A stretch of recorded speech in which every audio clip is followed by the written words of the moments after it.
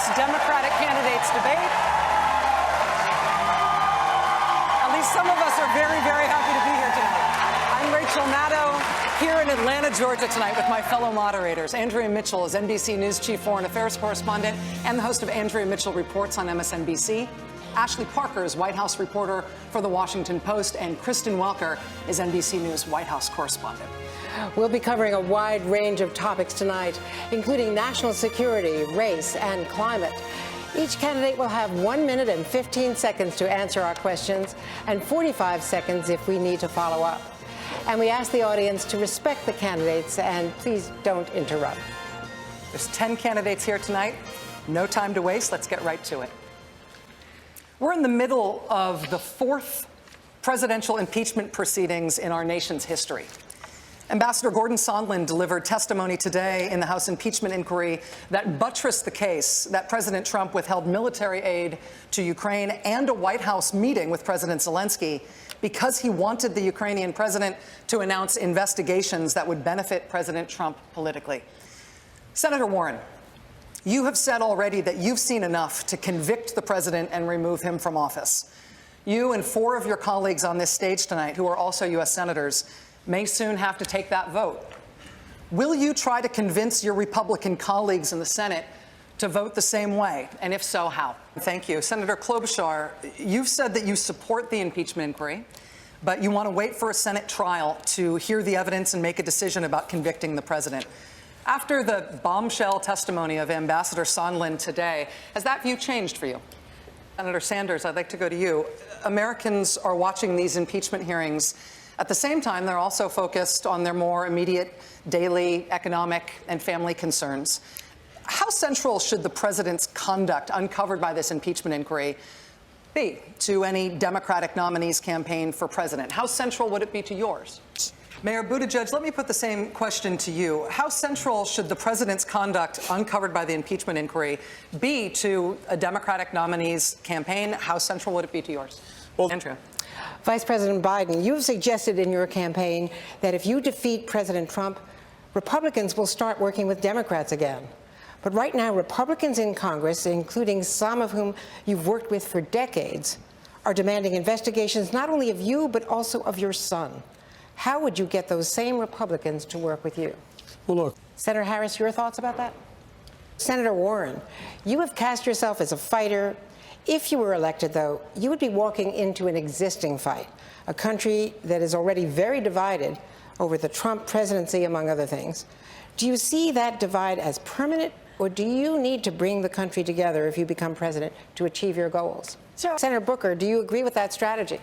Well, Senator Warren, you wanted to respond? Sure. Right, let me let Senator Booker respond. Sure. You know, new entrepreneurs, Senator Warren, access briefly, to wealth. just your last thoughts on this. The idea. Agreeing with that. Thank you very much, Senator Warren. Thank you.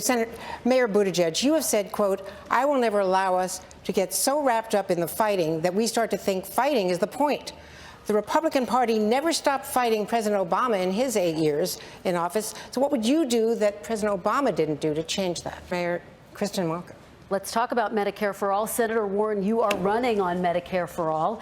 Democrats have been winning elections even in red states with a very different message on health care, protecting Obamacare. Democrats are divided on this issue. What do you say to voters who are worried that your position on Medicare for All could cost you critical votes in the general election? Senator Sanders, let me bring you into this conversation and ask you the question.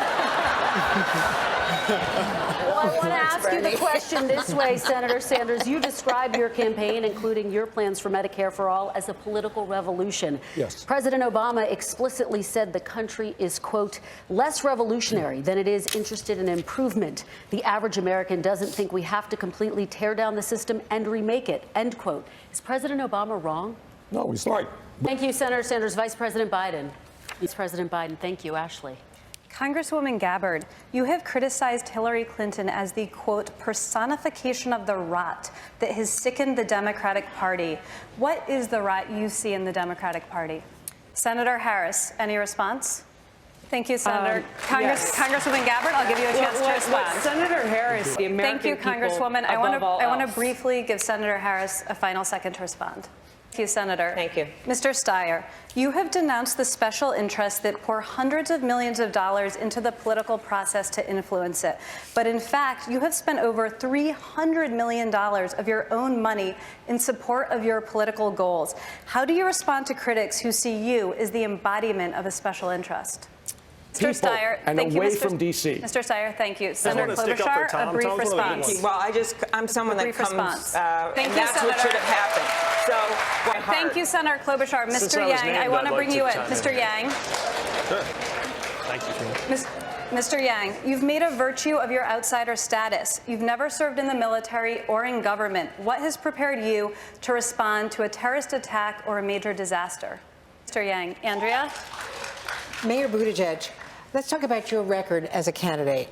You were elected mayor in a Democratic city, receiving just under 11,000 votes. And in your only statewide race, you lost by 25 points. Why should Democrats take the risk of betting on you?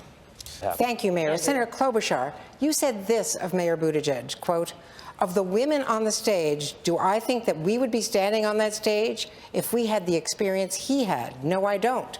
Maybe we're held to a different standard." Senator, what did you mean by that? Mr. Vice President, just a quick response. Thank you, Mr. Vice President. Ashley. Senator Booker, one of the defining characteristics of the Trump presidency is that the American people hear from him directly all the time about everything, on Twitter and just about everywhere else. Setting aside your views of his tone, is that unfiltered communication something you, as president, would continue? Is this one of the norms broken by President Trump that needed to change? Senator Rachel?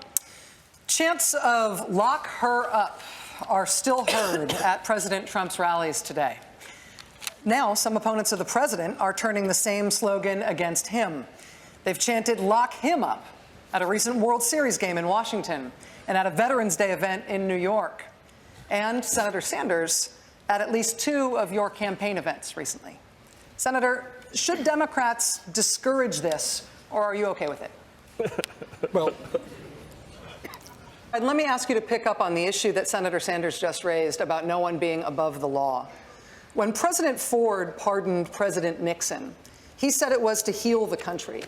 Would you support a potential criminal investigation into President Trump after he leaves office, even if you thought it might further inflame the country's divisions? look, Let me ask you briefly to respond to that, the difference of your opinion there with Vice President Biden. well, no, I think Please, briefly. distinction. President, thank you. Ashley? We now focus on an issue facing many Americans, childcare and paid family leave. Here in Georgia, the average price of infant daycare can be as much as $8,500 per child per year. That's more than in-state tuition at a 4-year public college in Georgia. Mr. Yang, what would you do as president to ease that financial burden? Thank you, Mr. Yang. Sticking with this topic, no parent in the United States is federally guaranteed a single day of paid leave when they have a new baby.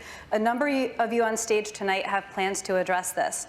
Senator Harris, you're one of the candidates proposing legislation to guarantee up to 6 months of paid family leave. And Senator Klobuchar, you're one of the candidates proposing up to 3 months. I want to hear from both of you on this, starting with you, Senator Klobuchar. Why 3 months? in Senator. 4 years. Thank you. Just think we have to be smart about how we do Thank you, this. Senator. And Senator Harris, why 6 months, and also how would you pay for that? Thank you, Senator. Kristen? Mr. Steyer, millions of working Americans are finding that housing has become unaffordable, especially in metropolitan areas. It is particularly acute in your home state of California and places like Los Angeles and San Francisco. Why are you the best person to fix this problem? Percent of their income on rent. Thank you, Mr. Steyer. Senator Warren, I see your hand raised. Senator Booker? Senator Rachel? We're going to take a quick break, but we will be right back with these candidates from the MSNBC Washington Post Democratic Candidates Debate in Atlanta, Georgia. Stay with us. Welcome back to the MSNBC Washington Post Democratic Candidates Debate. Let's get right back into it. American farmers are struggling under the effects of President Trump's trade war with China. The Trump administration's payments to farmers to offset those losses already have a price tag that is more than double what was spent on the Obama administration's auto bailout. Mayor Buttigieg, would you continue those farm subsidies? Acknowledging they're part of the problem. I'm sorry to interrupt, but I need you to answer the question. Would you continue those subsidies or not? Yes, but we won't need them because we're going to fix the trade war. Thank you, sir. The UN recently reported that what was once called climate change is now a climate crisis, with drastic results already being felt. Climate is also an issue important to our audience. We received thousands of questions from our viewers, and many of them were about climate. Callista from Minneapolis writes this. Leading the world in resolving the climate crisis will be a multi-decade project, spanning far beyond even a two-term presidency. If you are elected president, how would you ensure that there is secure leadership and bipartisan support to continue this project? Congresswoman Gabbard.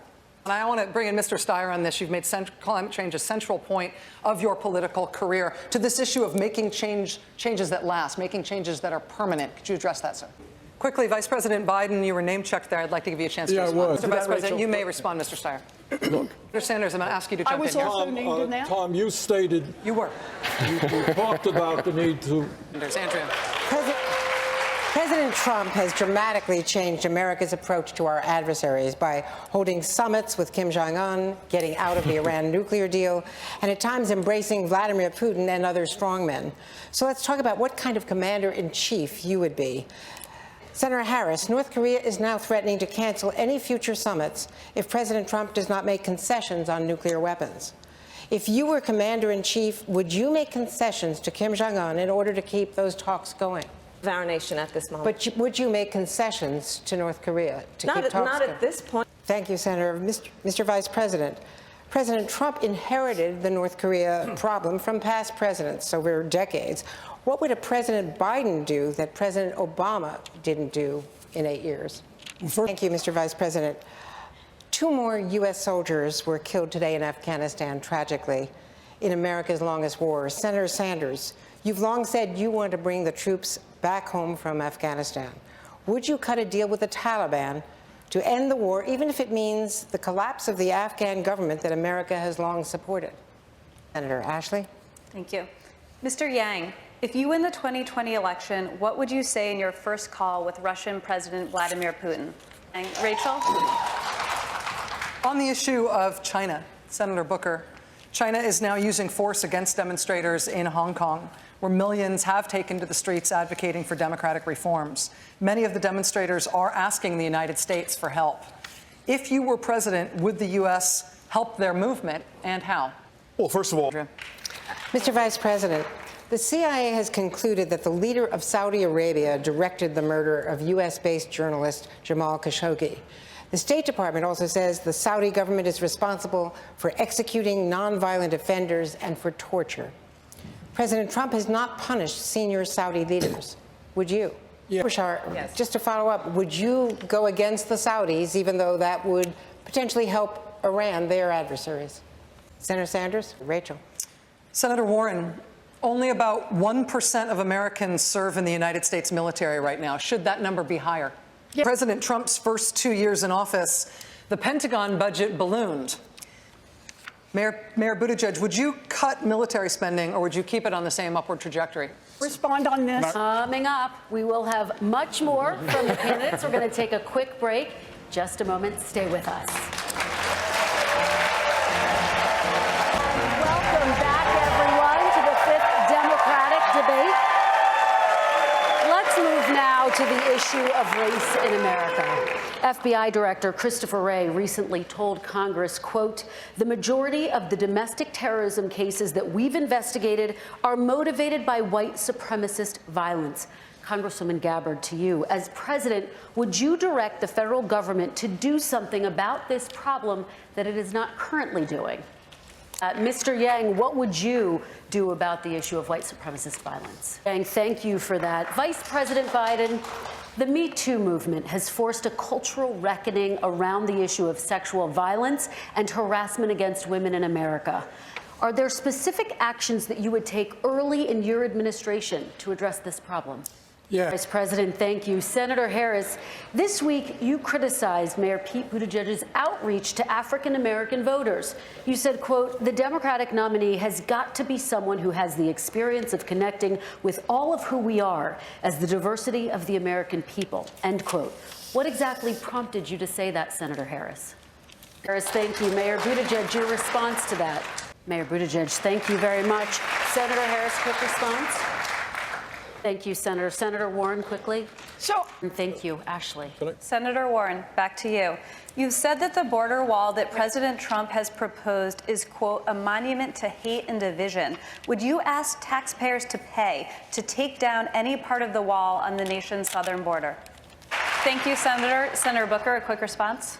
Booker, Vice President Biden, you can respond to that. I'll be very brief. Thank you. Kristen? And we do have to take another quick break, but we are going to hear much more from the candidates when we come right back here in Atlanta, Georgia. Stay with us. welcome back to the MSNBC Washington Post Democratic Candidates Debate. Many states, including right here where we are tonight in Georgia, have passed laws that severely limit or outright ban abortion. Right now, Roe versus Wade protects a woman's right to abortion nationwide. But if Roe gets overturned and abortion access disappears in some states, would you intervene as president to try to bring that access back? Senator Klobuchar. Just this weekend, Louisiana reelected a Democratic governor, John Bel Edwards. He has signed one of the country's toughest laws restricting abortion. Is there room in the Democratic Party for someone like him? Someone who can win in a deep red state, but who does not support abortion rights? Senator Warren. Senator Warren, I need to push you on this a little bit for a specific answer to the question. Governor John Bel Edwards in Louisiana is an anti-abortion governor who has signed abortion restrictions in Louisiana. Is there room for him in the Democratic Party with those politics? Thank you, Senator Sanders. I'll give you 30 seconds. Amy mentioned this is a voting. Senator Booker. Senator Booker, thank you. And to that point, individual states, as you all know, set their own rules for voting and for elections. Depending on where you live, you may be required to show ID or not. You might have a lot of days for early voting, or fewer days, or none. You might have a polling place in walking distance, or you might have to drive or take a bus to the edge of town. With that in mind, our next question comes from Jenna in Maryland, who asks, what will you do at the executive level to ensure that every American has equal access to the ballot box? Mayor Buttigieg. Well, Mayor Buttigieg, I'll let you respond to that.